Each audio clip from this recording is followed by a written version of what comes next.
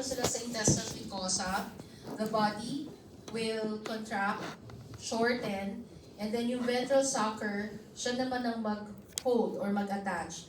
Mare-release yung oral, lilipat na ibang side, yung parang para kang nag-rock climbing.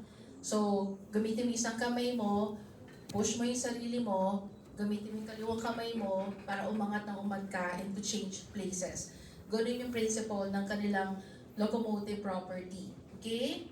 But, of course, no, of all the trematodes, they have the oral and the ventral sucker. Depende lang sa size. Minsan mas malaki yung oral, mas maliit yung ventral, or equal, or mas malaki yung ventral sa oral. But there is one of the trematodes that has an extra sucker, which is we call the gonatile, or the what we call the genital sucker.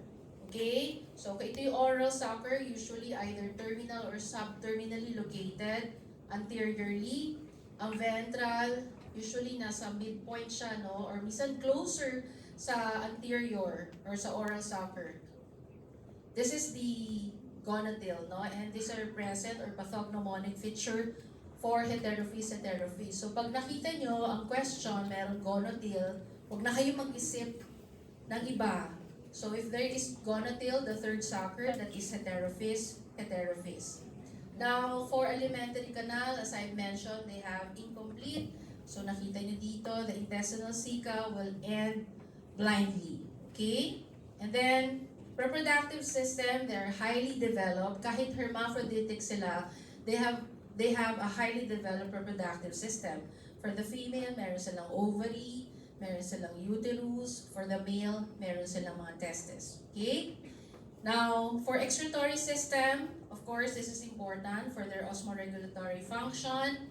What do you call the cell? Again, flame cells. No? Pinakita sa inyo ni Doc Ian yan. Para siyang movement ng cilia. Okay? So these are they use the protonephridial system katulad sa mga nematodes. Okay? So importante yan sa kanila. So they balance the water and salt and also the removal of the nitrogenous waste from their body. Okay? So minsan, hindi lang sa excretory pore, which is located here, sa tip ng posterior.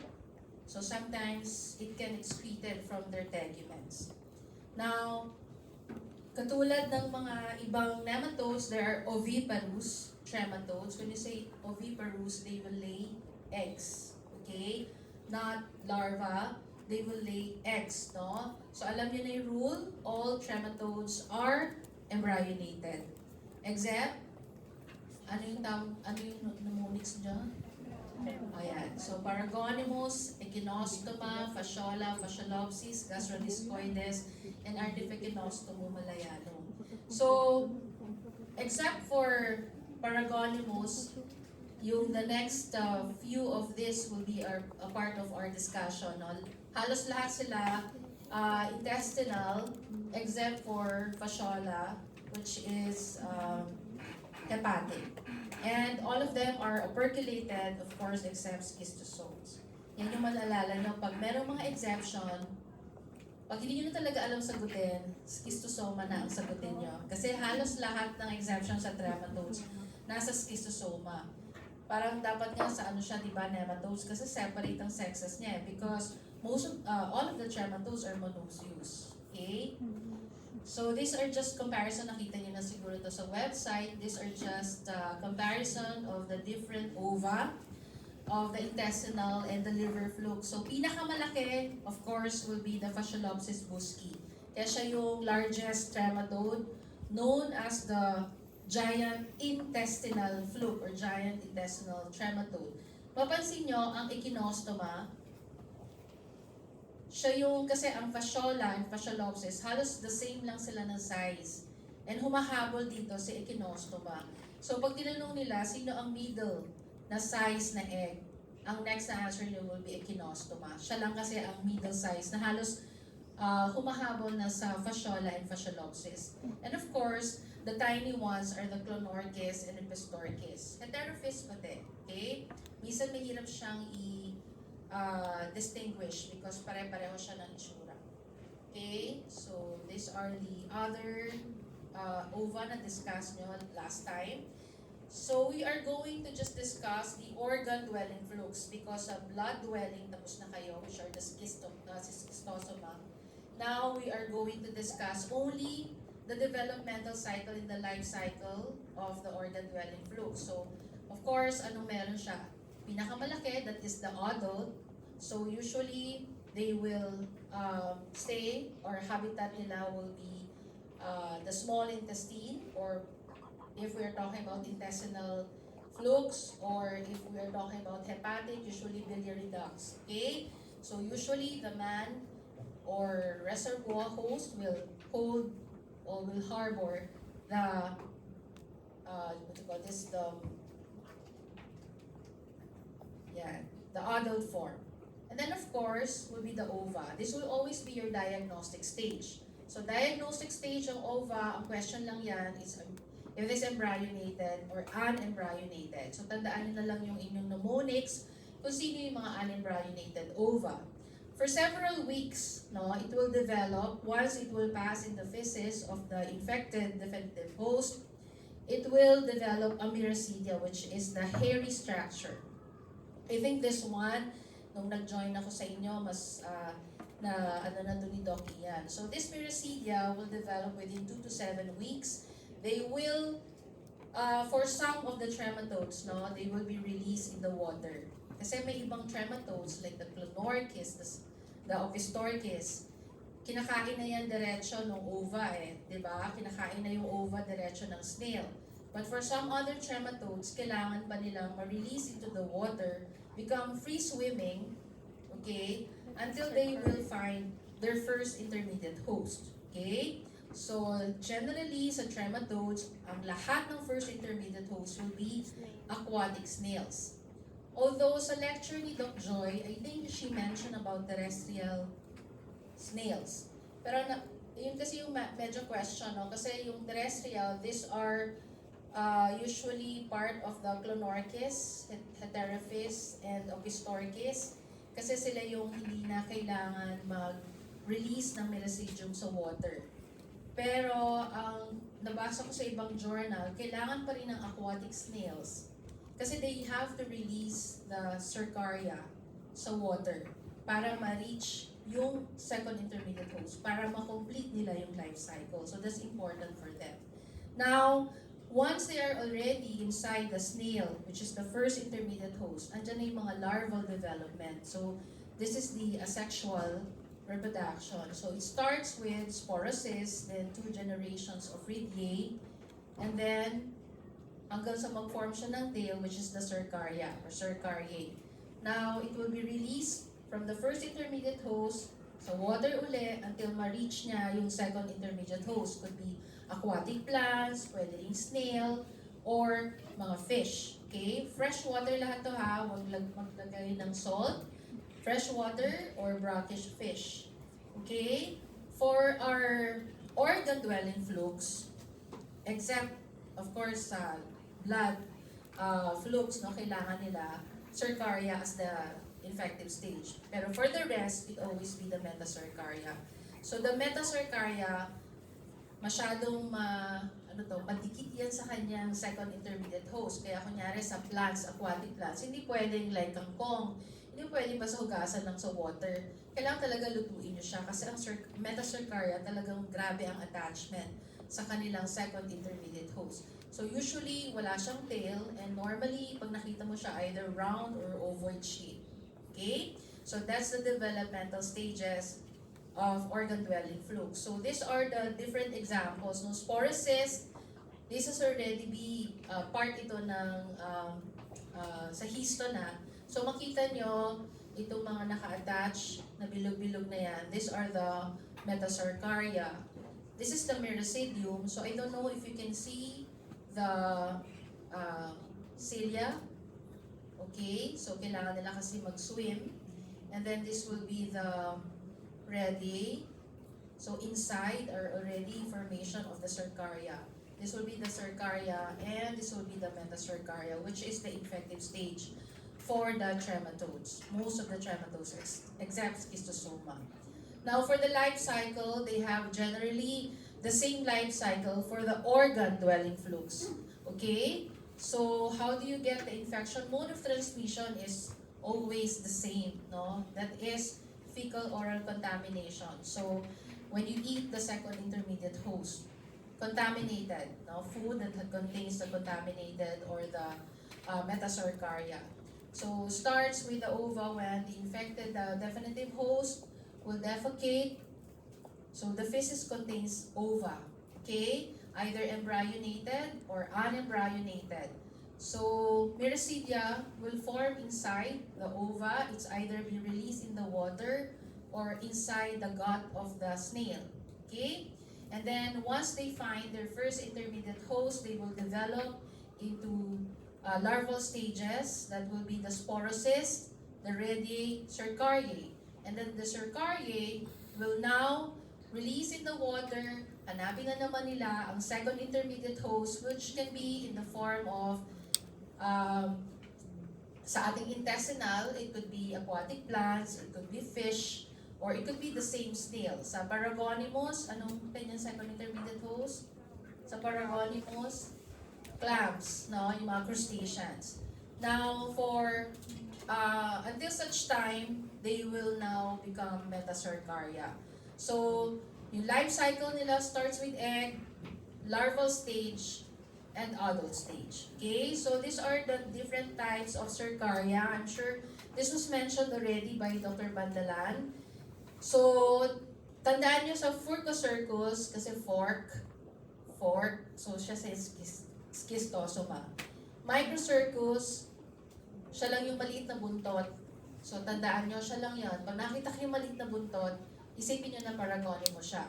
Now, for the Lophocercus and Flurolophocercus, so the rest are Lophocercus. Okay? So, the tail, ang difference lang ng Lophocercus to Pluro, mukhang fin tail.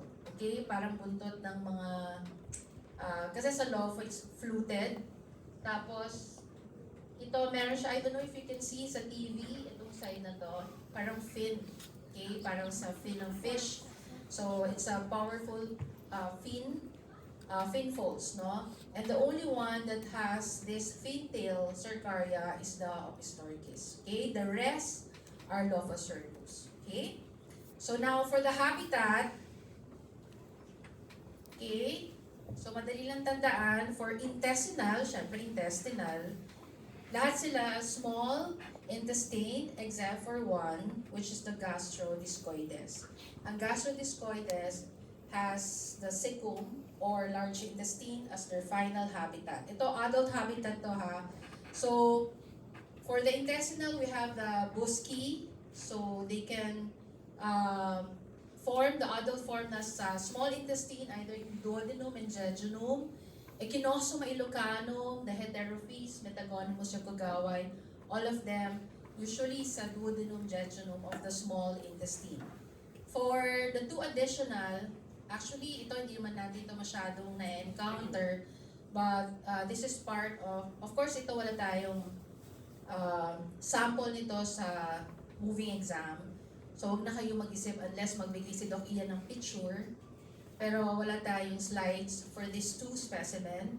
So, the Artificanostomo malayanum is the same as Echinostoma. Halos i-compare mo siya kasi they have this circumoral disc with spines. Yan yung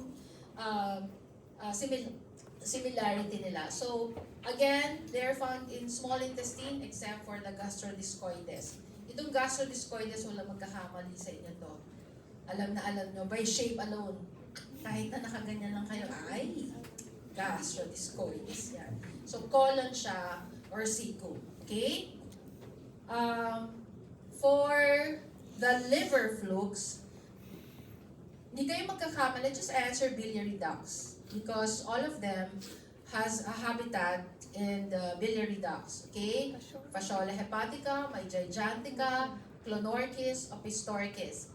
But may times, no, like in opistorchis, you can find it in gallbladder, liver, pancreas, mostly pag naging ectopic na sila. Pero most of the times, usually you can find them in the bile ducts. So those are the habitats of your organ-dwelling flukes. Now, for the first intermediate host, so snail, Dr. Papa, actually, pag pinasama-sama yan, hindi ko na rin alam paano nakita ko lang yan sa internet, hinanap ko lang siya, kung ano yung makita ko na segmentina, ito yung segmentina, I don't know if this really segmentina. So, mahirap, medyo mas madali lang maalala mo kung heterophyst, kasi makita nyo siya yung parang tower sa Thailand, yung parang pag ganon. So, this is Spironella. So, common in Middle East and Cerithida in Asia. Tandaan nyo lang sa Phaseolopsis busci, gamitin ko lang dyan, segmentina. Hindi ko na dadalawin. Segmentina. For Echinostoma, I'll just use the Gyrolus. Metagonimus, isa lang naman siya, so Semisilcospora. Para siyang naka-ikot din, pero mas konti ang turns niya compared to the heterophyst. So, these are the first intermediate host for intestinal flukes, for the RT and the gastrodiscoides. Ayan din siya. Dami, no? Huwag nyo na masyado isipin yan, hindi ko natatanungin yan. Okay. For the liver flukes, again, snail pa rin. So, Fasciola hepatica and gigantica, more of, magkaiba lang sila, pero yung isa is galba, the other one is Linnaea.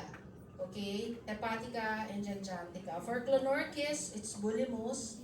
Pero makikita mo, madalas na babasa ko is the Paraphosarhaulus. Yan yung nakikita ko na first intermediate host. Opistorchis isa lang, which is the Bithynia. Okay?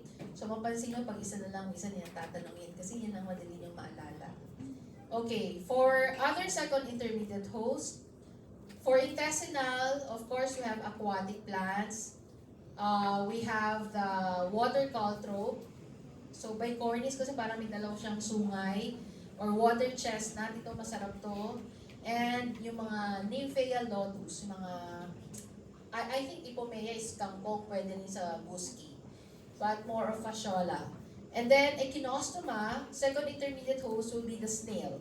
So, tandaan nyo sa trematodes, dalawa lang ang may second intermediate host na snail. And halos pareho sila. The Echinostoma illocanum and the Artificognostomum malayanum. Kasi halos pareho lang sila. So, snail ang kanilang second intermediate host. Snail. And then, heterophyst and Metagonimus are usually fish. Okay? Freshwater or brackish fish.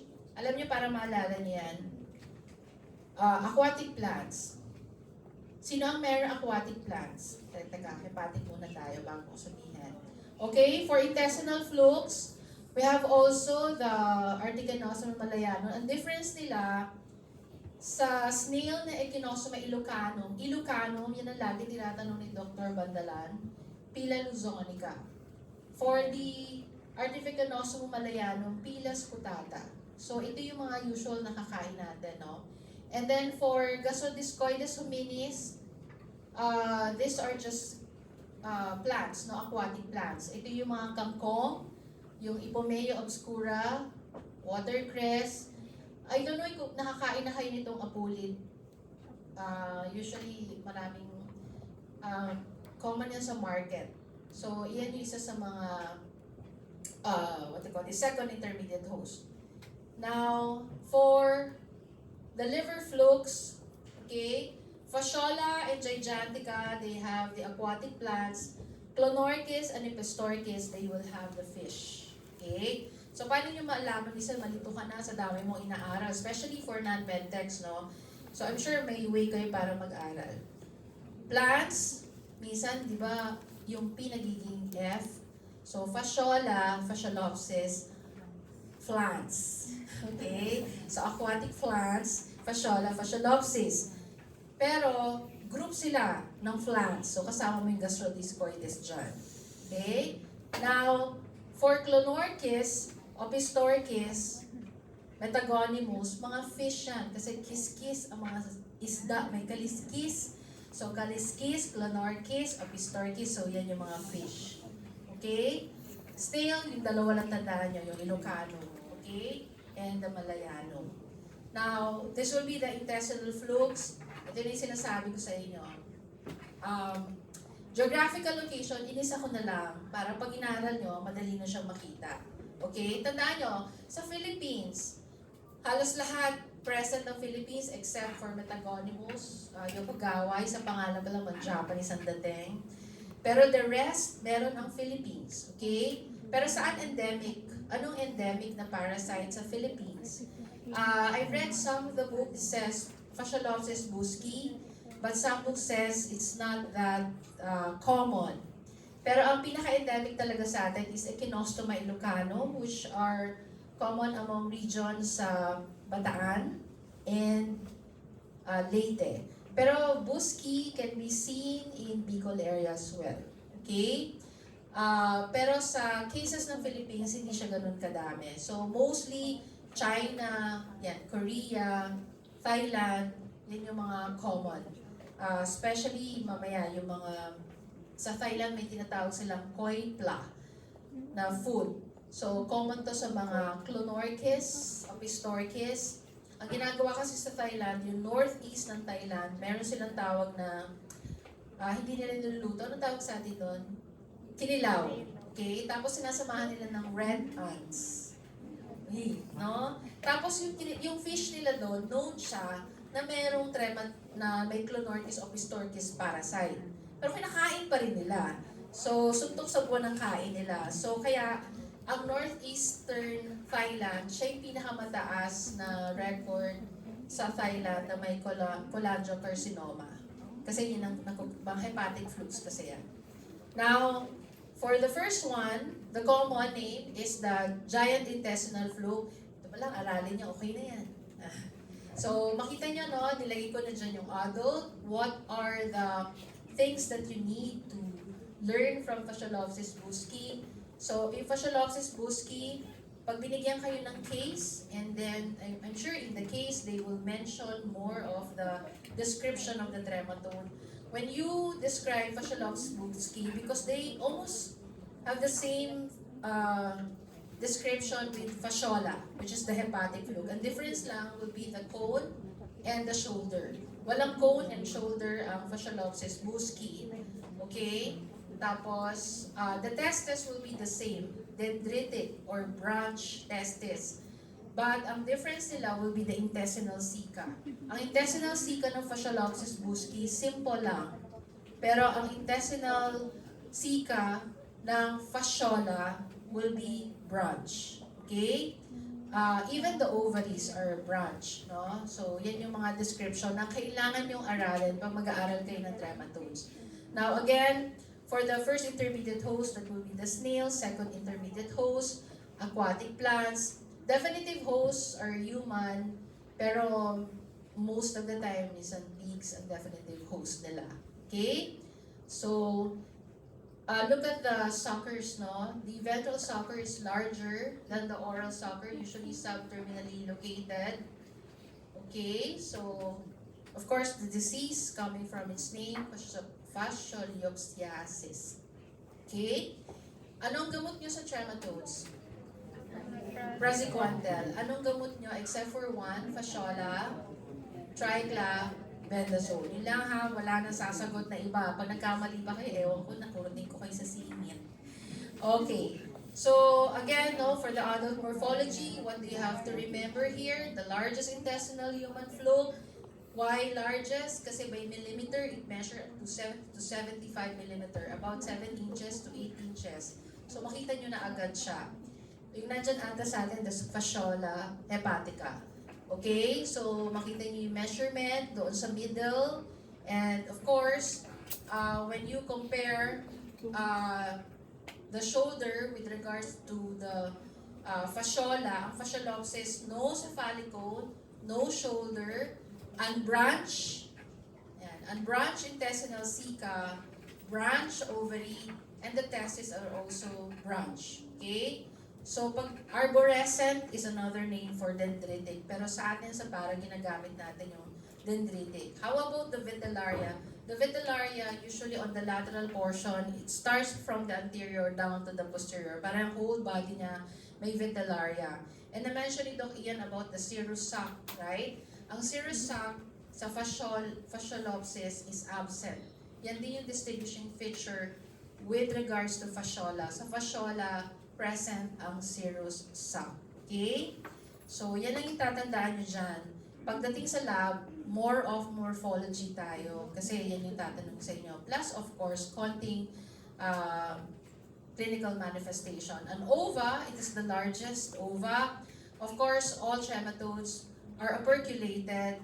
And since letter F siya, kasama siya sa unembryonated ova when passed in the stool. Okay?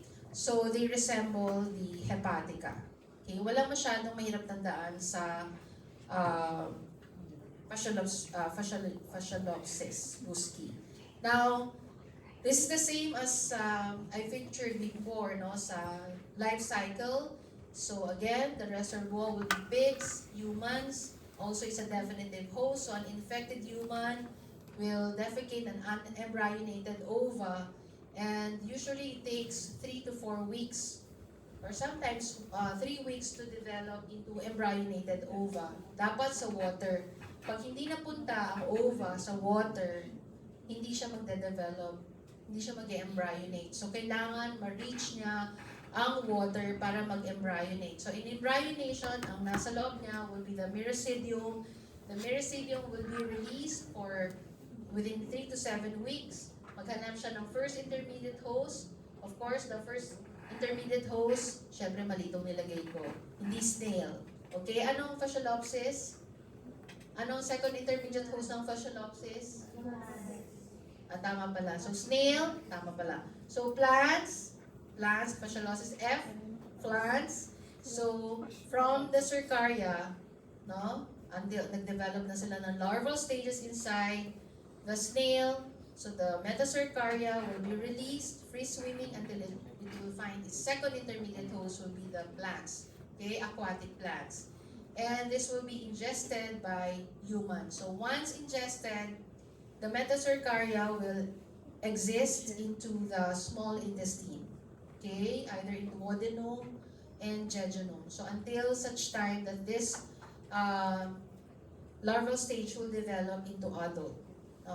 So yan yung usual na life cycle. Remember, marami siyang eggs, no? One adult can produce 26,000 eggs daily. Pero wala pa rin tatalo sa ating nematode, no? Deuterobius, ascaris, di ba? Ang ascaris, 30,000 ova per day, per female. Ito, 26,000 lang siya. Okay? So, the eggs dito, 7 weeks pa, no? At the temperature, given temperature, sa mga fresh bodies of water, usually the temperature should not be too cold, no? Within 27 to 37, so warm body of water. So after 3 months, dyan na magpo-produce ng ova. So medyo matagal-tagal magstay sa inyo yung adult worm in the small intestine bago siya mag-produce ng ova. Okay? And the lifespan usually is 1 year. Mas medyo ang life cycle ng fasciolopsis is shorter compared kay Clonorchis. Si Clonorchis, abot siya ng 20 to 30 years. Tagal ni Clonorchis. Small but terrible. Okay. So, what are the important things you have to remember with fasciolopsiasis, which is the disease? Of course, normally, lahat naman ng parasitism will always be parang asymptomatic. Unless, depende yan sa worm burden. Mas maraming worm, magkakaroon ng symptoms yung patient. Commonly, since intestinal, abdominal pain, di ba? Abdominal pain, pwedeng diarrhea, pwedeng nausea. Pero dito sa fasciolopsiasis, because of the attachment of the oral suckers and the ventral suckers into the intestinal mucosa, they will produce inflammation. And then later on, this inflammation will produce ulceration at the attachment site. Kapag may ulceration na yan, there will be decreased production of the mucus. That's why ang mga patient with fasciolopsis or fasciolopsiasis will have anasarca because of hypoalbuminemia. Okay, so there will be generalized edema, especially of the face and the legs. So pag nakarinig ka ng anasarca, isipin nyo agad si Buschke. Okay, fasciolopsiasis. If it's a heavy infection, most of the times asymptomatic naman yan. Okay, and then of course there will be anemia dahil dun sa attachment, nagbi-bleed din yan siya. Less bleeding, pero kung matagal, syempre, the result will be anemia. Of course, yung malabsorption syndrome, again, because of the decreased production of the mucose. So there will be protein and losing enteropathy. And then, of course, since malaki sila, it will be traumatic. Malaki. Plus obstructive and toxic because of the byproducts of their metabolites. Okay? And yung enteritis, nilagay ko yan dyan kasi yan ang pinaka most common symptoms or yan yung pinakaunang symptom na mararamdaman ng patient. There's abdominal discomfort, nausea, vomiting, and diarrhea. Meron nga sa moderate, pwedeng alternating constipation and diarrhea. Okay? They also mimic like the duodenal ulcer kasi ang pain nasa epigastric area. Now, for the diagnosis, ang primary diagnosis natin sa lahat ng trematodes, kasi oviparous sila, will be your stool exam. Depende na lang kung anong stool examination gagamitin mo. So kung light or kailangan medyo moderate heavy infection para makita mo yung ova, it's okay to do direct fecal smear. But for others, they say it's a cat-to-cats technique kasi ang bilangan mo doon quantitative. So per gram of feces ang kukunin mo. Kasi paano kung direct fecal smear, yung nakuha mo na area, walang part ng ova. So so negative ang makukuha mo. Okay? False negative. So mas maganda cat-to-cats technique. Or of course, for this for the fasciolopsiasis, they recommend the sedimentation technique, concentration technique like the formalin ether concentration technique or FECT. Okay? And para makita mo sila kung meron talaga, so you can do ERCP or endoscopy. Okay? So treatment, syempre praziquantel. Praziquantel, 25 mg per kilogram. Pero sometimes you give them 3 times a day for 1 day or 2. Okay? Triclobendazole, usually single dose lang siya, and it's 10 mg per kilogram. For the rest of the praziquantel, it's 25 mg per kilogram. Okay, so this will be the comparison of your fasciolopsis buschki and fasciola. So, cephalic cone lang and the shoulder. Lahat ng cephalic cone ng shoulder, makita nyo sa hepatica gigantica. Ang difference lang, sa hepatica, mas wide ang shoulder niya, gigantica, mas shorter. And usually, yung posterior area, mamaya may dito kasi hindi masyadong kita. Yung posterior area, the posterior testis, the posterior area, mas mahaba sa gigantica compared to the hepatica. For the fasciolopsis buschki, pag nakakita kayo ng malaki, tingnan nyo agad yung cone and shoulder, wala. And then tingnan nyo yung intestinal cecum.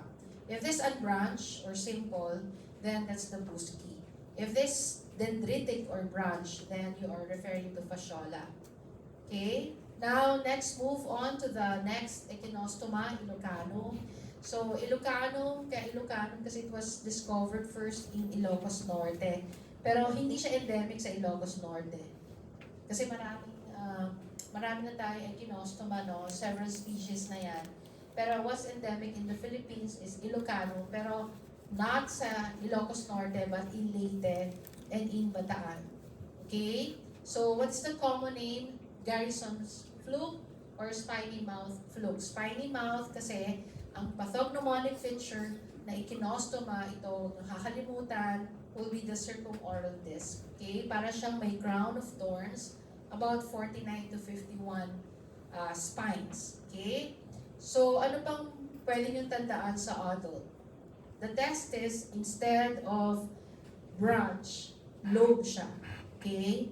Deeply lobe, pero pakita ko sa inyo minsan hindi lahat deeply lobe. Pero may lobe siya, lobular. Hindi siya yung bilog lang. Okay? So we have already mentioned the first and second intermediate host and the definitive host. So the sucker, ganun pa rin, the ventral sucker is larger than the oral sucker. Same mode of transmission to the rest of the intestinal ceca, of course, intestinal flukes, except that, of course, for echinostoma, instead of plants, snail. Okay? Yung second intermediate host with metacercaria, ingested by the definitive host. Okay? That will be the mode of transmission. And of course, echinostoma disease, echinostomiasis.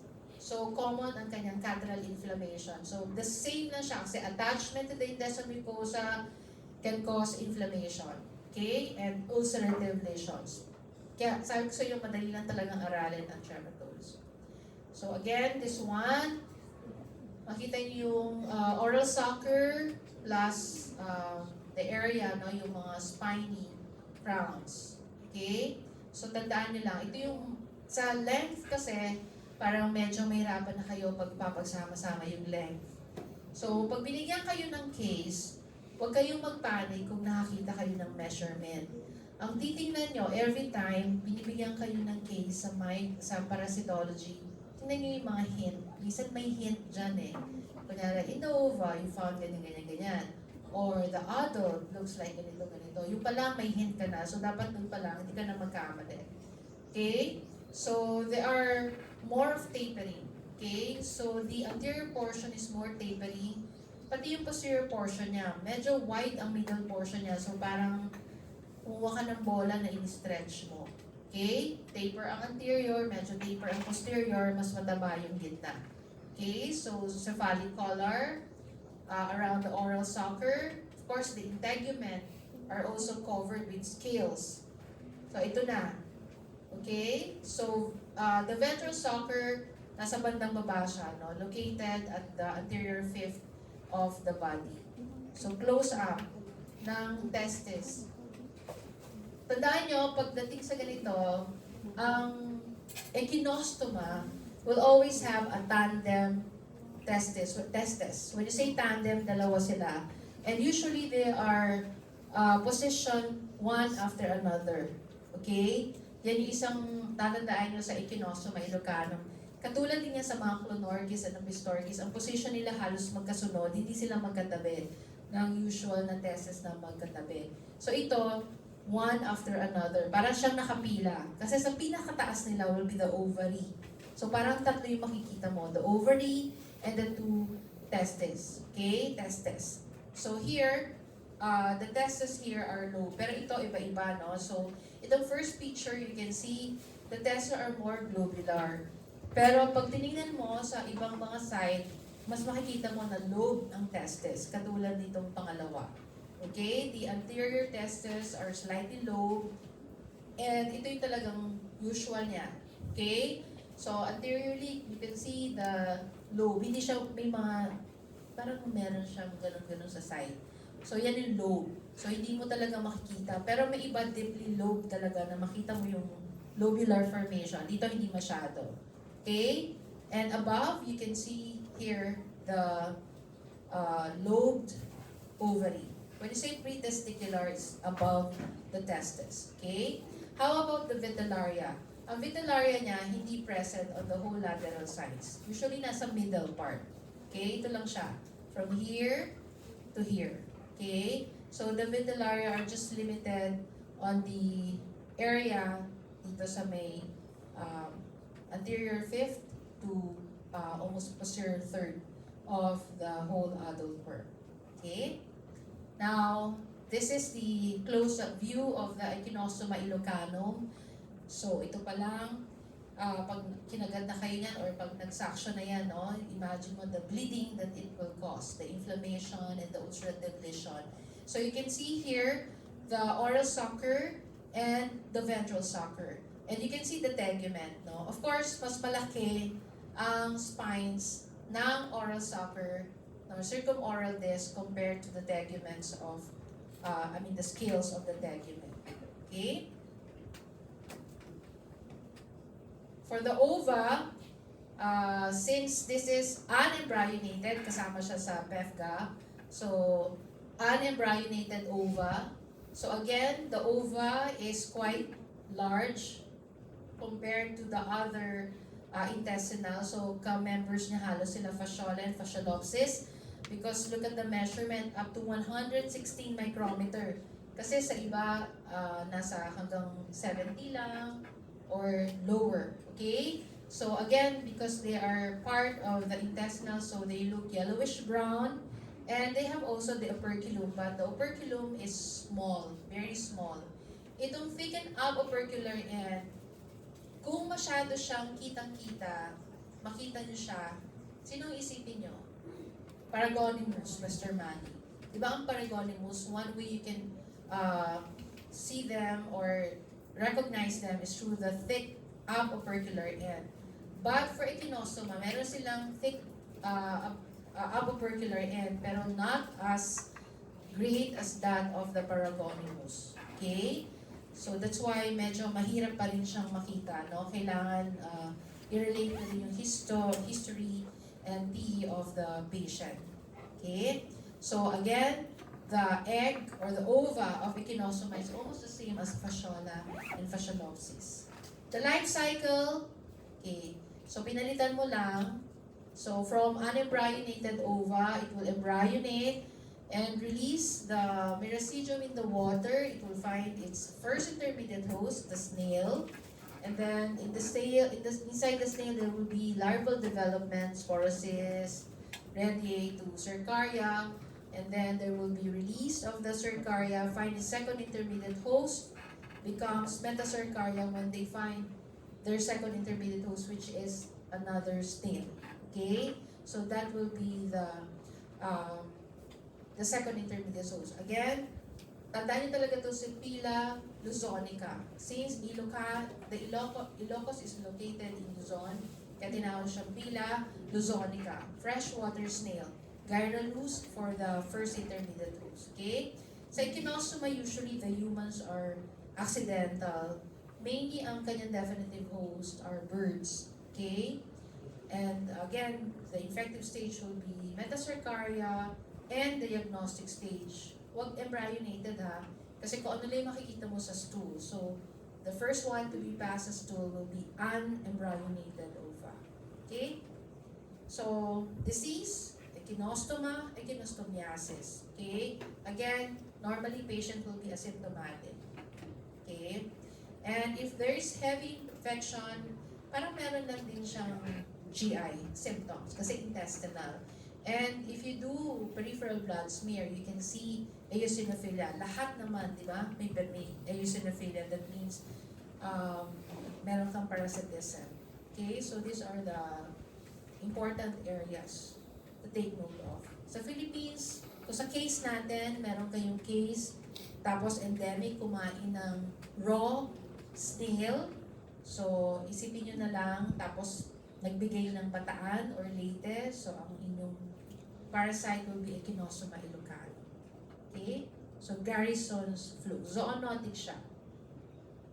Now, diagnosis, stool exam pa rin, concentration technique or FECT, praziquantel, and of course, how do you prevent it? Do not eat yung mga raw or uncooked. Okay? So, dapat talaga lutuin. Okay? So, now, let's go to heterophys. Heterophys, si Doc Von, ang tatandaan niyo sa heterophys. Kasi si Von maliit. Minute. Von Siebold's flu, or Siebold's or Siebold's. Tawag sa kanya heterophy. Dami niyang name. So, anyone can be okay. No? Pero usually, ginagamit namin dyan the Von Siebold's. Pero if you answer heterophyte flu, okay na yan. Any of that will be correct during VSA. Pero hindi ko natatanong sa inyo, baka magkamali pa kayo sa Von Siebold's sa spelling. Bagay niyo Von Helia. Von Helia's flu. Okay, what is important in heterophys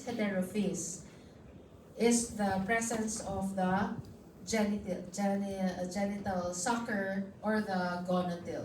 Okay? So we have mentioned that the first intermediate host will be the Gyralus. Second intermediate host, hindi ko na bago to. So sorry, baguhin ko na lang to ha. What is the heterophyte? What is the intermediate host? Fish. Okay, sorry ha. Kasi kinaka-copy paste, tapos ulit-ulitin ko. Okay? So infective stage will be Metacercaria. And of course, the habitat will be the small intestine. And ito yung mas pinaka-prominent peptic ulcer, mixed peptic ulcer, the heterophyte. And what's more important with heterophyte is the ectopic tendency of the eggs. Okay? Usually, di ba, sa small intestine siya. Tapos meron siya, may iba, pupunta sa mga vascular or lymphatic area until such time they will reach the heart. So kapag napunta yan sa heart, yung ova, they will produce yung mga parang cardiac attack, no? So the patient will manifest with chest pains. So ganyan yan, which is fatal for the patient. Pwede rin siya sa brain, okay? Although rare, sa brain, spinal cord. Pero mostly, yan ang mga ectopic sites niya. Heart, brain, spinal cord. So, what will be the adult morphology for this one? Sa kanya, mas medyo mataba yung ilalim, yung posterior side. And what you have to remember for heterophyte, besides the 3 suckers, meron siyang unbranched intestinal ceca. So this is the oral sucker, this is the ventral sucker, and this will be the gonadal or the genital sucker. Anong importante makita mo sa kanya? Yung testes niya. Okay? The testes are globular. Okay? So hindi siya slightly low, pero more of makita mo siya bilog talaga. Pag tumingin ka sa ibang mga pictures, bilog talaga ang testes niya. Tsaka hindi siya one after another. Magkatabi talaga siya. Parang usual location ng testes na magkatabi. So yan, magkatabi sila, and above it will be the ovary. Ito yung ovary na takpan ng uterus. Pag nakakita kayo ng darkly stained areas na ang dami-dami, uterus yan with eggs. Okay? Uterus with eggs. And the vitellaria is not properly seen here, but the vitellaria is very small. Nandito lang siya sa area ng ovary, dito sa bandang baba. So may posterior area na siya. Okay? So again, pag nakakita kayo ng ganito, oral sucker, ang laki ng ventral sucker, tapos may third sucker, which is the gonadal, tapos yung testes magkatabi pa, sa taas may isa pang bilog, parang dami-dami niyang bilog. So this will be the heterophyte. So common, hindi meron ng findings sa Philippines, pero more of Egypt, okay, sa Israel, and Central and South China, okay. Now, the tegument of the heterophyte also contains yung mga spines, okay. Even yung genital sucker nila may konting spine, pero hindi as prominent as Echinostoma ilocano. Okay? So, the testes will be round. Sige nga. Ano tong number 1? Oral sucker. What is this? Pharynx. So, this is, itong line na nagko-connect sa pharynx to intestinal ceca, esophagus. So, as you can see, there is bifurcation of the esophagus. What is this? Ventral sucker. This one, ovary. Itong dalawa, and this darkly colored uterus. Okay? Ito, ayan, vitellaria. Dito yan sa area. Ito yung parang shadowy portion. Yan yung vitellaria. So, masyadong ikli. Okay? Now, for the ova, of course, for the ova, para siyang Clotorchis and Opistorchis. Maliit. Tingnan nyo ha, up to 30 micrometer. Compared sa Ilocano, umabot sa 100 plus micrometer. Itong ova niya, maliit. So, you can see the opercular end is broader, pero hindi masyadong prominent yung shoulder compared to the Clonorchis and Opistorchis. Pero, may times, minsan nagkakamali yung ibang medtechs, ang nalalagay nila dito is the Heterophis. Kasi pareho lang siya ng Clonorchis and Opistorchis. Halos the same sila. Okay? So again, Heterophis is not part of the Ephaga. So, ibig sabihin, this is embryonated, passed in the stool, of course. They are operculated, kasi lahat sila operculated, so embryonated. Meron na symmetrical meracidium inside. Okay? So, what will be the life cycle? Okay? For the life cycle, so ito yung iba. So, kanina, the unembryonated will become embryonated. They will release the meracidium. Tandaan yung with the Heterophis, Clonorchis, and Opistorchis, pansinin nyo, they will release embryonated ova in the stool, and then it will now be eaten directly by the snail. Hindi na siya lumabas sa ova niya, sa water, directly na siya pumunta sa snail. Okay? It will go to the gut of the snail, and then inside the gut, dyan magde-develop yung larval stages. Porosis, radiate, and the cercaria. Yung cercaria, katulad ng ibang life cycle, kailangan niyang lumabas sa first intermediate host. It will find the second intermediate host. For Heterophis, which is a fish, so it will find its second intermediate host, a freshwater fish. So, ang common dyan is the baltifish or the mullet fish. Ang mullet, ano ba ang Tagalog ng mullet? Mullet is banak. I don't know ano itsura niya. Para siyang actually para siyang bangus ang itsura niya. Okay? So, boltai or mullet fish. Yan ang kanyang second intermediate host. Now, of course, once eaten before it was eaten, the cercaria will change into metacercaria. And the transmission will be, of course, eaten. Transmission will be eaten by either human. Pakita niyo yung arrow. So, human or other reservoir host. It could be the fish-eating mammals like the dogs and cats and yung mga birds. Yung mahilig magkuha ng fish, nakikita niyan pag although sa samal kasi seawater yun. Pero sa freshwater, meron din mga slow flow na river. Okay? So once inside the intestine, again, it will exist in the jejunum, and then it will reach, until it will reach the jejunum to become adults. Ganun pa rin. So, depende, usually the symptoms are asymptomatic. Unless, of course, marami kang burden of worms, then the patient may complain of colicky, abdominal pain, and diarrhea. Usually, it mimics, again, peptic ulcer disease. Kasi masakit yung epigastric area. Okay? So again, because of the attachment to the intestinal mucosa, it will now cause inflammation and ulceration. So tandaan nyo, Heterophis has an ectopic sites. So it will proceed to the heart, and then it will cause myocardial change and also valvular damage, as well as to the brain and the spinal cord.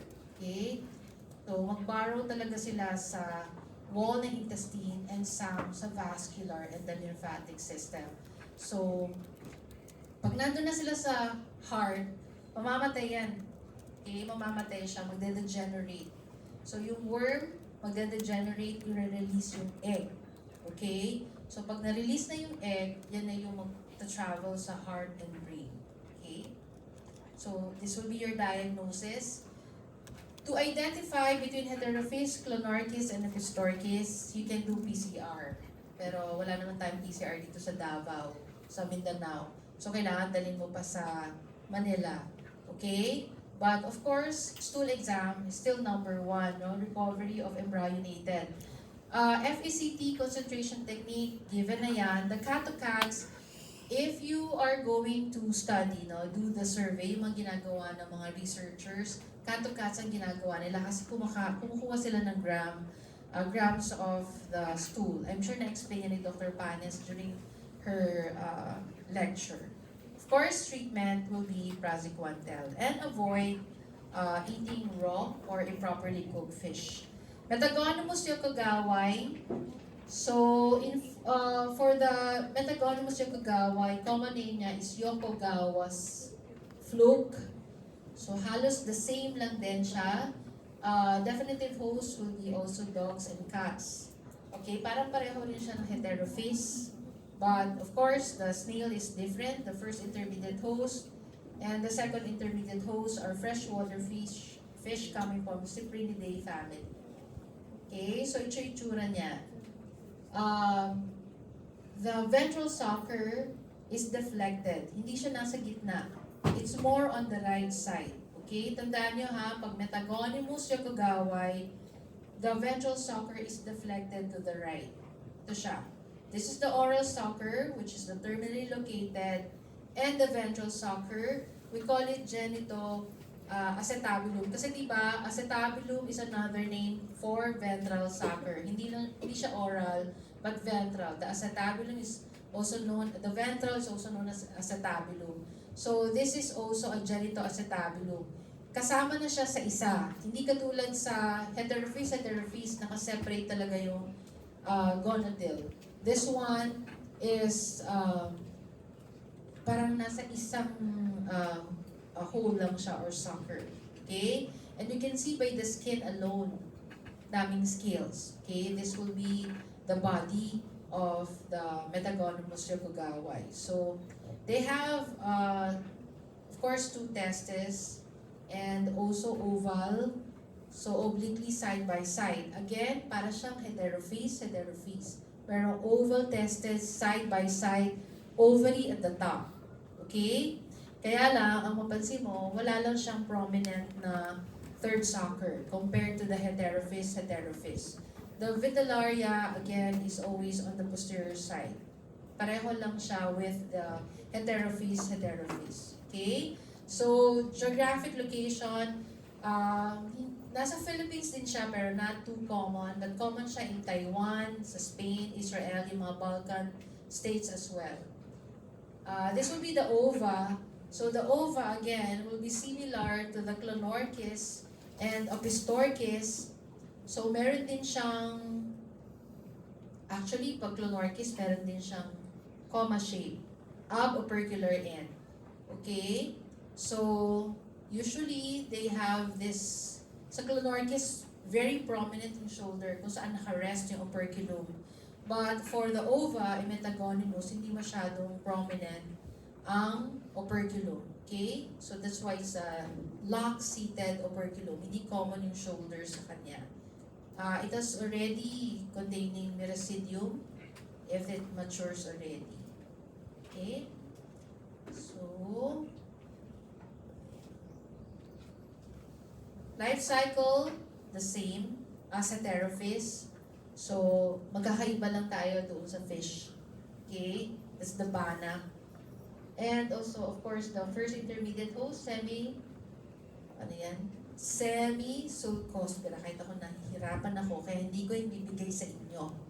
Kasi ako nahihirapan ako nabubulol ako sa kanya. Kahit anong memorize ko, semi-sulcospira. Parang supportorero, semi-sulcospira. Okay, so, again, the same lang din, no? They will not, the miracidium will not be released in the water. Instead, it will be directly eaten by the snail, which is the first intermediate host, and inside the gut of the snail, it will develop the larval stages, phorecyst, and then redia, cercaria, and cercaria will be released, eaten by the fish, and the fish from cercaria will develop metacercaria, and the life cycle continues. Okay? So what are the common symptoms? Again, asymptomatic metagonomiasis, but patient can have also colicky abdominal pain and diarrhea. Katulad ng heterophys, it could also have an ectopic disease. Again, it will affect the heart, the brain, and the spinal cord. Okay? So, common siya also daw in latent Bicol. Pero yan yung mga, parang hindi siya endemic ha. Hindi siya endemic. Pero dyan yung dating cases na nakita ang Metagonymous species. Okay, detection again, modified cat-to-cats technique. Of course, treatment will be praziquantel and of course, control of the breeding area. Sabi nga ni Dr. Ian, pag alam mo ang snail, alam mo kung sino kakontrolin mong snail. Hindi lahat ng snail nag-carry ng mga trematodes. Pero ang hirap-hirap tingnan kung sino siya. Kung pare-pareho ganun yung tsura, di ba? Parang ang hirap. Patayin mo ng lahat, pero sayang naman din. Kawawa naman. Pansinin niyo to, the Artificinostomus malayanum is the same as sa family ng Echinostoma. Same family lang sila. Pero ang difference mo, kati mo kahit common name, Garrison's fluke pa rin siya. Okay? Garrison's fluke pa rin. So, yun ang different. Ang difference lang nila, actually, yung name ng snail. Okay? So, definitive host will be the same. Humans, of course, the dogs and cats, rodents, and even pigs. Kaya common ang Artificinostomus sa mga pig, anong tawag sa mga, ng growers ba tawag doon? Anong tawag sa nag-ano ng baboy? Pig growers ba? O pig farmer? Basta yun. So, yun yung kung yun ang poultry. Tama ba? Pig poultry. Ano ba tawag sa pig Poultry ba yan? Poultry manok. Pag pig. Pig. Tama. 5 points sa'yo, na. Nag-isip pa talaga. Ay. Okay. So, this Garrison fluke or Artificinostomus malayanum, of course, makita mo siya, no? Pag inaral mo siya, actually, halos the same lang talaga. Aralin nyo lang siya kung unembryonated, embryonated, what will be the first intermediate host, and what will be the second intermediate host. Since all of them are intestinal flukes, of course, they will manifest with abdominal pain. Okay? So, walang mali kung sinabi mo, pag tinanong ka, anong ganito, unless, kasi hindi ako magbibigay sa inyo na malilito kayo sa answer. Kasi pag sinabi kong duodenal ulcer, ang dami-dami magmimimik ng duodenal ulcer or peptic ulcer. Okay? So, maybe, which of the following will have an ectopic disease, no? So, pili kayo doon. A and B is correct, B and C is correct. Pinahirapan ko ba kayo? Hindi ako katulad ni Dr. Padilla. Hanggang ngayon ba, nag-ano pa rin siya? Nagbibigay pa rin siya ng both neither? Hanggang ngayon? True or false naman ngayon? Ay, ako itong asawa.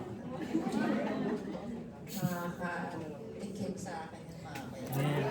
Dapat hindi natin kayo, di ba? Kasi ito yung aming sabihan ko.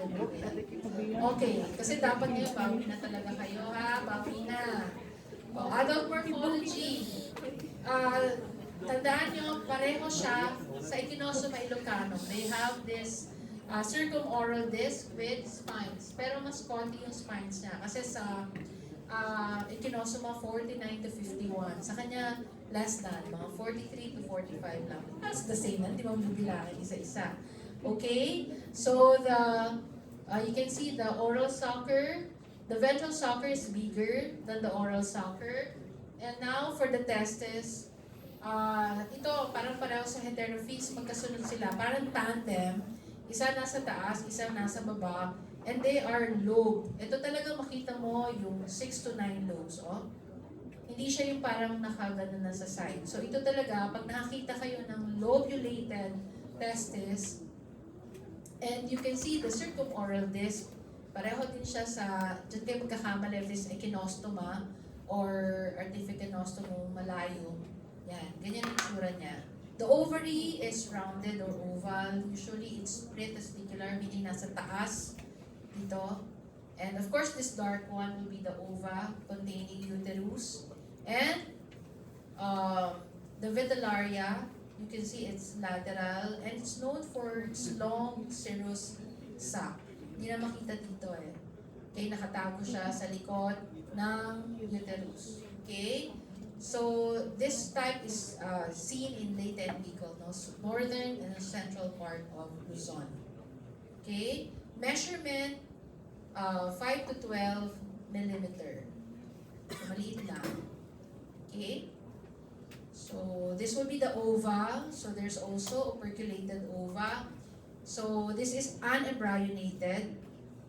There's also aboperculum. Pero ang aboperculum niya, hindi na siya klaro.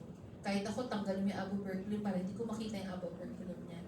So it's, pag naging embryonated, this is how it looks like. So meron ng miracidium inside. So it resembles fasciola and fasciolopsis. Again, medium-sized ova. Medium-sized ova. Diagnosis, of course, CATs or kahit direct fecal smear will do. Unless super light infection, mahirap makita sa direct fecal smear if there's light infection. Praziquantel is still the drug of choice. And of course, prevention is to avoid eating mga snails. Now, this gastrodiscoides, dati hindi ko to sinasama, pero si Dr. Joy, sinasama niya to sa lecture, right?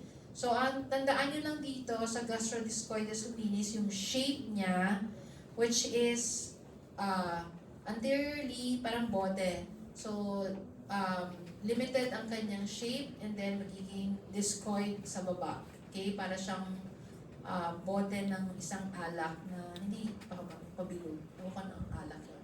Okay? Remember the first intermediate host for gastrodiscoides, it's the aquatic snail. Since FFG, flans group, so water plants ang kanyang second intermediate host. Okay? So, and also what you have to remember is the habitat. Siya lang yung kaisa-isang intestinal fluke where the habitat is the cecum or the ascending colon. Okay? So, ito yung itsura niya, oh. Para siyang bote. Alright? Bote na lang. Kasi iniisip ko, iba eh. Tin-tin. Ang maganda lang sa kanya, ang isa pang maalala nyo sa kanya, yung kanyang intestinal ceca. Di ba yung intestinal ceca, yung iba umaabot talaga doon sa posterior portion. Ang intestinal ceca, dito sa gastrodiscoides, maikli lang. Okay? Parang, hindi na siya aabot dito hanggang sa dulo, hanggang mid portion, or minsan kung saan magkakaroon ng area na magiging discoid, hanggang doon lang ang intestinal ceca. Okay? Isa pa, the ventral sucker. The ventral sucker of this gastrodiscoides is different from the rest of the intestinal flukes or kahit sa mga hepatic flukes kasi ang ang kanyang ventral sucker nasa ilalim, kalumpuwet. Okay? Andiyan ang ventral sucker niya, nasa dulo. Okay? So, subterminal yung oral sucker and then posterior naman ang kanyang ventral sucker. Okay? When you say tubercles, para siyang mga may opening, na may scale with opening sa side. Okay? So again, ang laki ng kanyang ventral sucker. Kita niyo yung muscle. Actually, ang testis niya is lobe. Okay? Lobe siya or lobate. Tandem siya. Ibig sabihin, hindi siya magkatabi. Parang medyo obliquely position. Sa description sa book, ang sabi nila, itong testis, nandito lang dapat sa area kung saan mag-end yung intestinal ceca. Or wala akong makita sa drawing. Or wala akong makita sa picture na ganon. So ito na lang yung closest, no? So usually, the position of the testis will be on the level sa ending ng intestinal ceca. Pero this one, nasa taas siya. Okay? So again, do not forget the testes are in lobate shape. And this time, the ovary is not pre-testicular. Okay? Nandito siya sa ilalim. So lahat ng usual description, iba kay gastrodiscoides. Instead of this ovary nasa taas ng mga testes, siya nasa baba. Even the ventral sucker. So pag nakakita kayo ng ganyan, alam nyo na si gastrodiscoides siya. Okay? Common in Bengal and Vietnam. Dito lang natalo ang Pilipinas. Wala nito ang Philippines. Okay? So this will be the egg. So para siyang Fasciolopsis busci ova. Pero mas manipis, narrower. Okay? Yan o. Di ba? Parang Fasciolopsis, there's also operculum. There's also abopercular end, pero hindi masyadong prominent, unlike in Paragonimus. Maturity of the embryonated ova will be 16 to 17 days, parang almost 2 weeks. Okay? And it should be at the warm temperature of water. So, wala akong mahanap na magandang life cycle ng Gastrodiscoides. So, nakita ako ng pig, ng rats, and human. So, this will be the definitive host. Of course, the first intermediate host will be the snail. And then once they will reach the 3 larval stages, the Cercaria will be exist and then go to the second intermediate host will be the fresh water snail. Tama ba? Ay, hindi. Mali na naman to.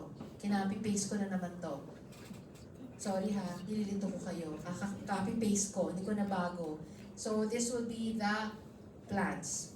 Okay? Aquatic plants. Kasi part siya ni plants group.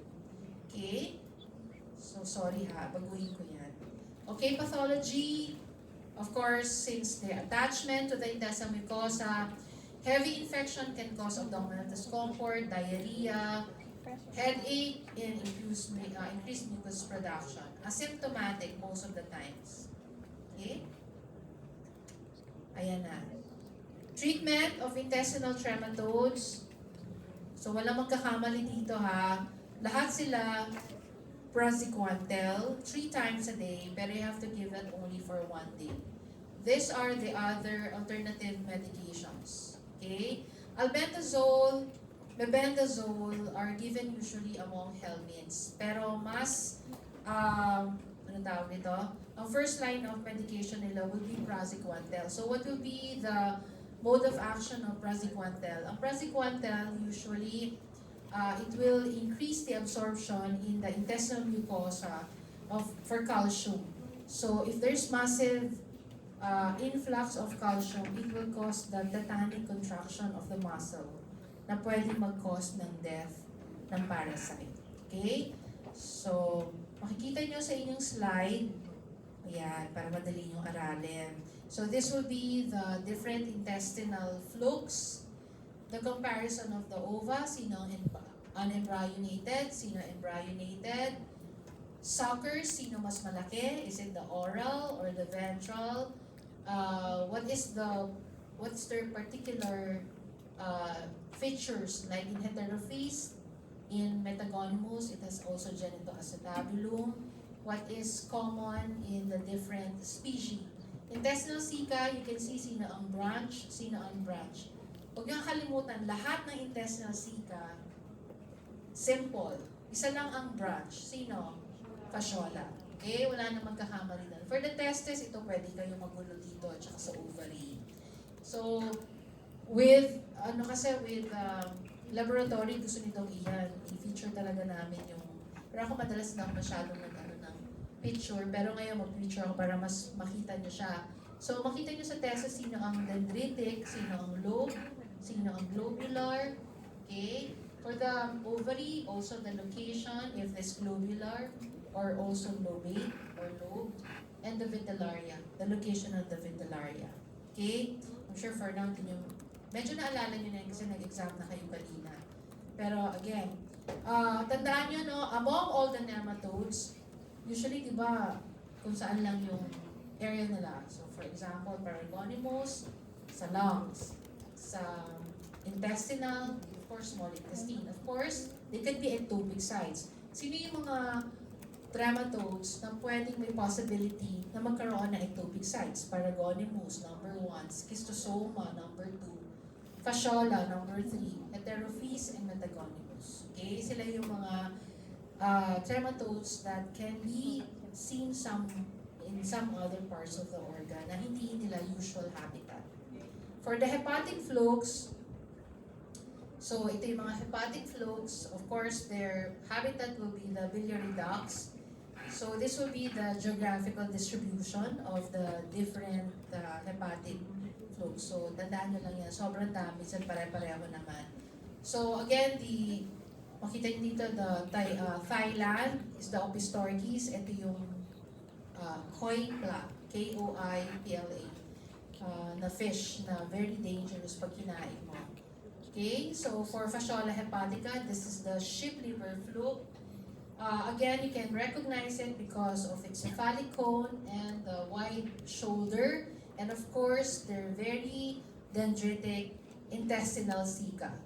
Okay? So since ang first intermediate host sila, aquatic snails pa rin, so please remember the Limnaea philippinensis. Okay? Fasciola is plants, so water plants, so andyan yung mga Ipomea obscura. Okay? Ito pinamemorize sa inyo ni Doc Ian. Si Doc Ian kasi pag nag-exam yan, usually nagbibigay talaga yan ng scientific name. Ako usually hindi ko na sinasama yung scientific name. General lang sa akin. Okay? Pero aralin niyo siya for board exam, of course. Definitive host will be human. At sinawag natin siyang ship, so one of the reservoir hosts will be the ship and other omnivores and ruminaries, herbivores. Okay? So again, infective stage of all the hepatic flux will still be metacercaria. Okay? So this will be the generally what's all about Fasciola hepatica. So ito siya. So you can see, ito nga mukhang di ba? Mukha siyang gigantica. Kasi hindi prominent masyado yung shoulder niya. Pero pag tinignan mo to sa website, ito yung lumalabas na hepatica. Okay? But this one is better kasi mas kita mo yung broader shoulder. And of course, the two suckers, we have the oral and ventral. Pag fasciola, ang ventral sucker hindi masyadong malayo sa oral. Magkalapit lang sila, so may sila mag-chismisan dalawa. Fasciola. Okay, yung tandaan nyo, parang pag inaral nyo, nag-exam kayo, mas madali nyo maalag. Chismosa ang mga fasciola, magkalapit ang mga butas. Okay, oral and ventral. And of course, they are very long, 51 millimeters by 13 millimeter. Two testes, branch, ovary, branch. We call it branch or dendritic. Huwag kayong magkamali ha. When you read sa exam branch, ibig sabihin ng dendritic. When you read dendritic, ibig sabihin ng branch. Baka malito kayo. Okay? And the uterus are usually coiled. Dito, mostly on the upper portion. So kung saan yung may darker areas, yan yung uterus with ova. Okay? And the vitellaria, whole area, parang fasciolopsis. Ova, pare-pareho sila ng fasciolopsis. So, makita mo may operculum. It is unembryonated when first passing the stool. Okay? So, indistinguishable for fasciolopsis. Mas malaki lang talaga ang ova nila. Pero, kung hindi ka gagamit ng micrometry, so mahirap siyang i-measure or mahirap siya i-identify.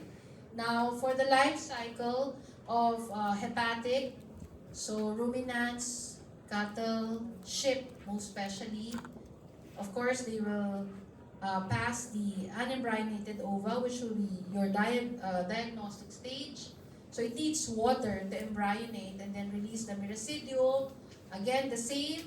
It will reach its first intermediate host, which will be the snail.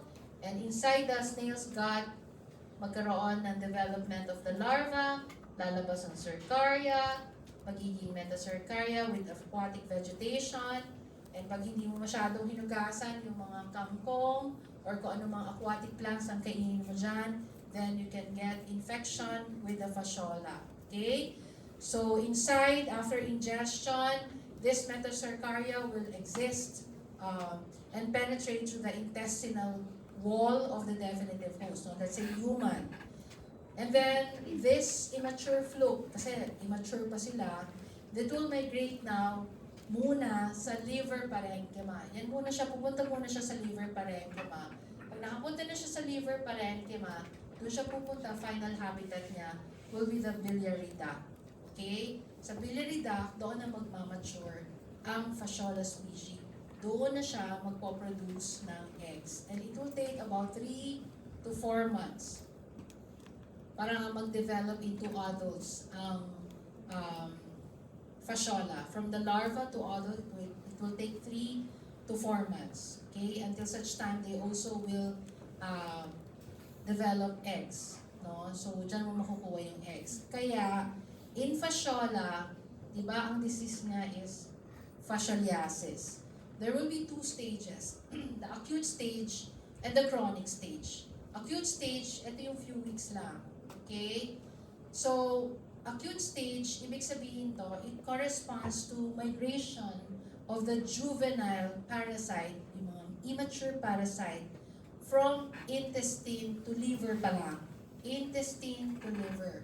Kung saan they will burrow into the liver parenchyma. Yan ang acute stage. Kaya ang tawag sa kanya, migratory, invasive kasi may magbabarrow na sila sa liver parenchyma, hepatic kasi nasa liver, parenchymal kasi nasa liver parenchyma, or larval phase kasi sila yung juvenile. So it will cause dysphagia, sudden onset of fever, hepatomegaly, and marked eosinophilia. Of course, kapag ginawa nila yan because of the burrowing into the mucus, the liver parenchyma, it could cause inflammation. Okay? It can cause tissue destruction, and the byproducts can cause also toxic or allergic reactions to the definitive host. So, ang acute stage, mahaba siya, 3 to 7 weeks. Kaya, pag gusto mong i-diagnose, what stool ang kukunin mong sample? You don't do stool examination, you do serology. Because you don't do stool exam kasi pag nag-stool exam ka, wala kang makitang ova. Kasi ang ova, nare-release lang siya after several months. Minsan 3 to 4 months. Doon mo lang mare-release yung ova. Kaya useless lang na gumawa ka ng stool exam kasi hindi mo makikita sa stool exam sa acute stage of fascioliasis. Dapat serology. Okay? So, fasciola, as I mentioned, pwede siyang pumunta sa other sites. So, it can migrate to lungs, it can migrate to, syempre, closer sa biliary duct, andyan yung pancreas, pwede rin siyang subcutaneous tissue, okay, sa other parts of the GUT, eyes, and also the brain. So, what will be the signs and symptoms? Usually non-specific.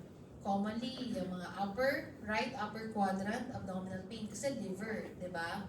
Tapos may fever, dyspepsia, kaya minsan iniisip nila parang maasim ang pakiramdam mo kaya akala nila meron kang peptic ulcer disease. Okay? And of course, when you get the blood sample, you can see peripheral eosinophilia.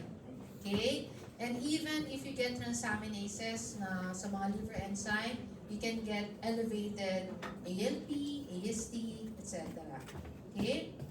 So, chronic stage. So, pag natapos ka na sa acute stage, now begins the chronic stage. Ano yung chronic stage? So, ang chronic stage, it begins when the juvenile fluke, di ba nandun na siya sa liver parenchyma, will now starts to penetrate the wall of the biliary duct.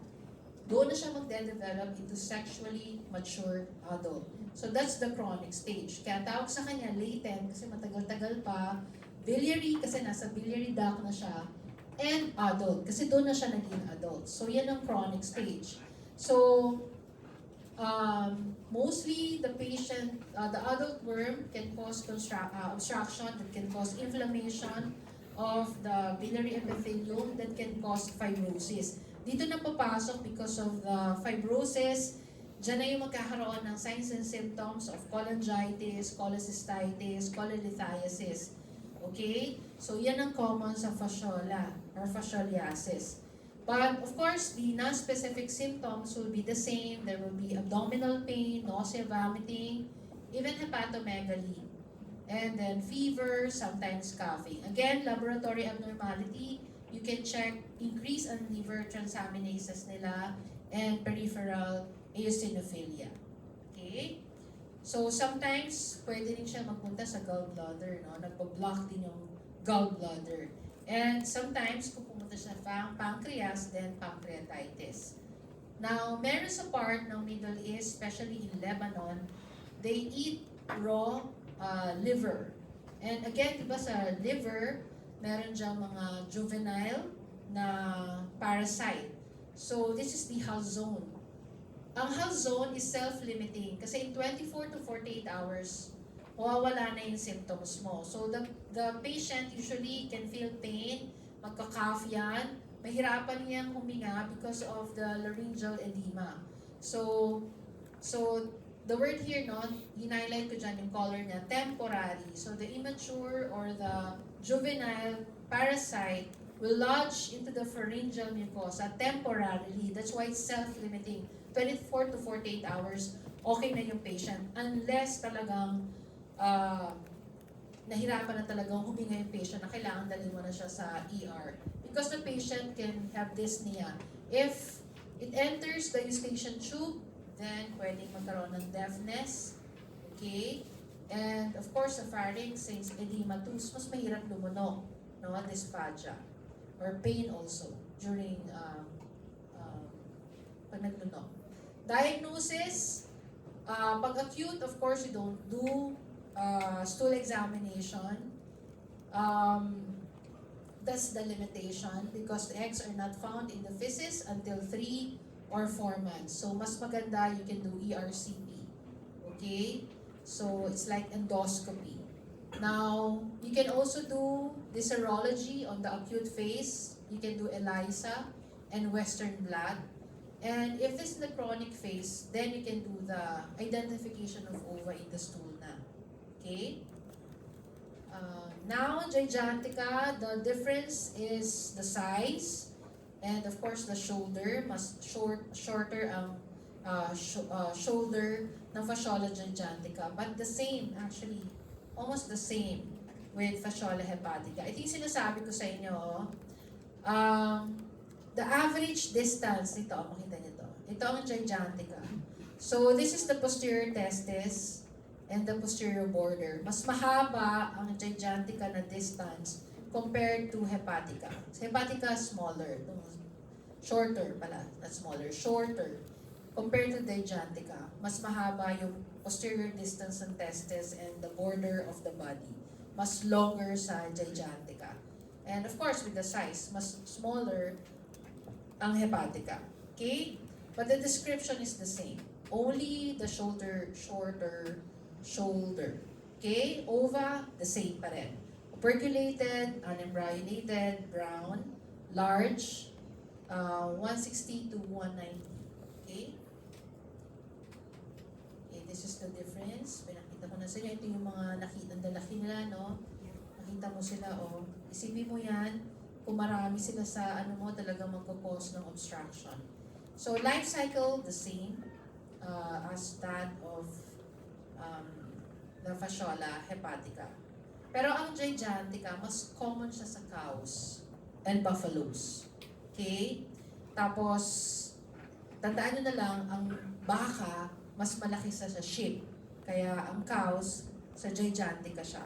Ang sheep sa hepatica. Okay, so again, the same diagnosis. Of course, the treatment is different for the fasciola or fasciolopsis. So this will be triclabendazole. Okay, you give 10 mg per kilogram as a single dose. Alternative is bithythiol. Alam niyo ba ang triclabendazole? Hindi effective sa kanya ang praziquantel kasi hindi niya kayang patayan yung both the adult and the juvenile or immature flukes. But in triclabendazole, it is effective for both the adult and the juvenile parasite. Okay? Walang vaccine sa fasciola infection or fasciolopsis. So, most common siya sa mga endemic areas, specifically mga Middle East, no? Or yung areas na nag-graze ng mga sheep.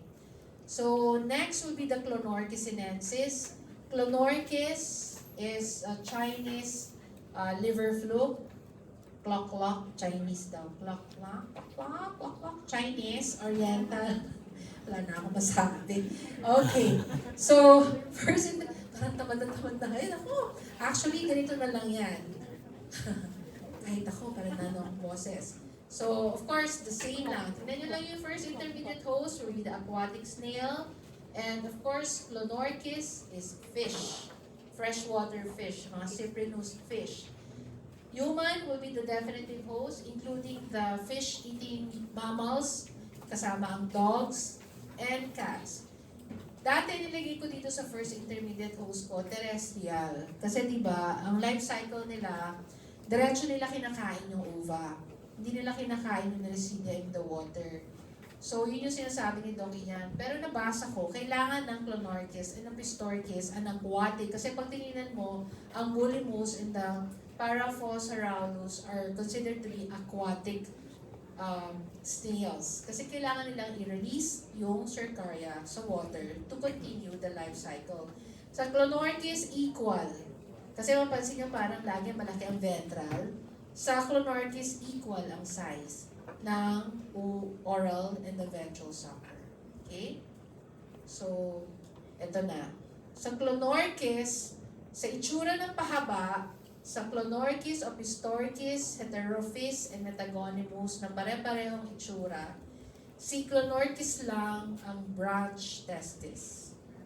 And they are in tandem, one after another. Ovary sa taas. Okay? So again, the testes are branch. So this will be the different morphology, no? So may unbranched intestinal ceca, and then of course the ovary, lobe. I don't know kung makita niyo to, itong part na to. Kita ba sa TV? Ito, yan. Yan siya. This is the ovary. It has also seminal receptacle, part siya ng sa female reproductive organ. The uterus, kita-kita nyo naman, daming ova, it's highly convoluted. Okay, and the testes. Okay, one after another. This is the pathognomonic feature of the Clonorchis. So pag nakita niyo, huwag na kayong malito. Tingnan nyo lagi yung testes. Pag nakita nyo, kunyari, merong case with the sample of the picture, makita nyo pa lang yung shape, which is medyo na to, elongated, and then with branch testis, alam nyo na we are talking about Clonorchis sinensis. Okay? So the habitat will be the hepatic bile ducts. It can also be found in the CBD, gallbladder, or pancreatic duct. Okay? So ito yung sabi ko, matagal ang buhay, 20 to 30 years. Kung bata ka, nakapag-med ka na, andyan pa rin siya sa'yo. Okay? Kasama mo siya sa hirap at ginhawa. Parang boyfriend mo na siya. Okay. Egg. Okay. Common naman ha sa egg. Makita nyo ang shoulder. So the operculum rest on the shoulder. So anong term na tinawag dito ni Doc Joey? Sa ova. Wala. Wala siyang term. Mukha siyang yung putong pakwan. Alam niyo yung putong pakwan? Kumakain kayo no? Hindi na siguro, no? Wala na kayong tsagang mag-ganyan. So, okay. So the measurement will be 26 to 30 micrometer. And pag tinanong sa inyo, what is the smallest trematode? Anong smallest trematode? Na alam nyo? Smallest. Clonorchis. Clonorchis is the smallest trematode. Okay? Kasi sa measurement niya, meron ba dito? 20 to 25, parang yata Clonorchis. Okay. So, shoulders, ayan, pink arrow. And then at the opercular end will be the small nub, parang comma shape. Okay? So they are already fully embryonated when laid. Okay? This will be the life cycle of Clonorchis sinensis. So makita nyo, the embryonated ova will directly be eaten by the first intermediate host, the snail. So dyan magde-develop the Metacidia, Sporocyst, Redis, Cercaria. Cercaria will be released and eaten by the second intermediate host, which will be the cybrid fish, until it develops in the musculature, the Metacercaria. The Metacercaria will be eaten by human. Pareho lang kung paano nangyari sa Metacercaria. So it will exist in the small intestine, and then it will directly migrate to the biliary duct to become adult. Okay? So, ano yung mga usual na nakita nyo? Salted fish, pickled fish, smoke. Minsan nandyan pa rin yung Clonorchis sinensis. So, maturation of the adult, pag nakapasok na sila sa human host, 1 month. Okay? 1 month. So pathogenesis, again, asymptomatic. If you check for the CDC, there can be mild eosinophilia. If the worm burden is high, then patient can have symptoms of epigastric pain, biliary colic, kasi nasa biliary duct siya. Biliary colic, abdominal pain, especially on the right abdominal area or epigastric area, nausea, vomiting, and fatigue. And very common is cholangiocarcinoma. Kasi Sinensis and Opistorchis belong to group 1 carcinogen. Okay? If there will be extension to the pancreatic duct, then patient will manifest with pancreatitis. So tingnan nyo, no? So pag medyo jaundice ang patient, portal hypertension, isipin nyo ang isa sa common ano is called Clonorchis. Okay? That's why it's very important during the laboratory procedure, request for liver enzymes. So ALP, GGT, para alam nyo talaga nasa liver siya. You can also request for imaging like ultrasound. If there is dilated bile duct, yan, ultrasound. Or ERCP, also visualization of the bile duct. Okay? So, enterotest, alam niyo yung enterotest? Maalala niyo yung enterotest? Yes. Yung parang may capsule, tablet, painom mo, tapos after 4 hours, pull out, check mo kung may mga ova or kung ano man ang makuha mo dyan sa enterotest mo. Okay? So, cholangiography, ELISA test, praziquantel, again, the drug of choice. Opistorchis, almost the same with Clonorchis. Again, the snails will be Bithynia. Freshwater, same sila ng second intermediate host with Clonorchis. Okay? Cyprinidae family. So, lancet shape kasi pahaba. This time, ito na yung pwede mong sabihin na, ay, ito si Opistorchis. Kasi, ang kanyang testis is not branch. They are in tandem, but the difference is the lobe. Okay? Ang difference mo dyan, Viverini and Felineus. Sa Viverini, mas maraming lobes. Sa Felineus, mas konti ang lobe. Mas hindi defined ang lobe ng Viverini. And of course, the geographic distribution, ang Opistorchis, Viverini, mas common siya sa Southeast Asia. Ang Felineus, mas more common sa Europe. Okay? Europe. So, dito yung sa Thailand, yung kumakain ng koi pla. Koi pla, yung mga koi pla. Di ba din ng Thailand? Okay. So, alam ko naman yan na yan. So, the egg, the same. Meron din siyang shoulder. So, very similar to that of the Clonorchis. Ang opercular knob is still present. Life cycle, the same. No? Of course, different lang ang kanilang first intermediate host. Second intermediate host, the same lang sila. Yung mga Cyprinidae family. Ano ba? Tilapia. Yata. Yung mga tilapia. Okay, freshwater fish. Pathogenesis, almost the same. They can cause cholangitis kasi mag-ano sila sa biliary duct, cholecystitis, and of course, cholangiocarcinoma. Ito marami nagkamali sa inyo. Nakita ko to sa ano ni Dr. Joy, yung Katayama fever. Iba sa schistosoma yan. So the Felineus, in its acute phase, resembles that of a Katayama fever. So may fever, may edema, and arthralgia, rash, and eosinophilia. Chronic form of Opistorchis will be the same as both Viverini and Felineus, involvement of the pancreatic ducts already. Okay? So meron hepatomegaly, malnutrition. Treatment, praziquantel. So this will be the treatment for all of the hepatic. So maiba lang talaga is triclabendazole. You give it a 10 mg per kilogram as a single dose. But you may repeat. Kung walang nangyari sa pasyente mo, repeat mo lang. Okay? And the alternative. So binigay ko na yung table sa inyo para mas madali nyo maalala. Now, laboratory diagnosis, of course, primary method will be the stool exam. Depende na lang kung anong type ng stool exam. So if it's direct fecal smear, This is the simplest, pero kailangan heavy infection para makuha mo agad yung ova. Pag cut to cuts technique, these are recommended by the WHO, pero these are more used sa epidemiological survey, yung mga researcher na nagpunta-punta sa iba-ibang lugar, kung saan endemic yung particular disease, because they can get more if they get a gram of stool during examination. Most common will be the concentration or the sedimentation technique.